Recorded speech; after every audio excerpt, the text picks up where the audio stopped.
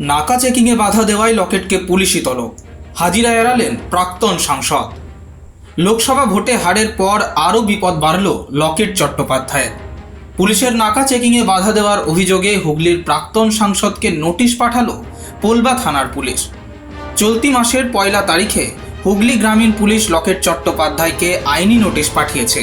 সঙ্গে 1 সপ্তাহের মধ্যে পোলবা থানায় হাজিরা দিয়ে উপযুক্ত কারণ দর্শানোর কথা বলা হয় তাকে। পুলিশ সূত্রে জানা গিয়েছে, শুক্রবার নোটিশের সময়সীমা পেরিয়ে যাওয়ার পরেও লকেট চট্টোপাধ্যায় পোলবা থানায় আসেননি। এ বিষয়ে লকেট চট্টোপাধ্যায়কে একাধিকবার ফোন করা হলেও তিনি ফোন ধরেননি, জবাব দেননি SMS-এরও।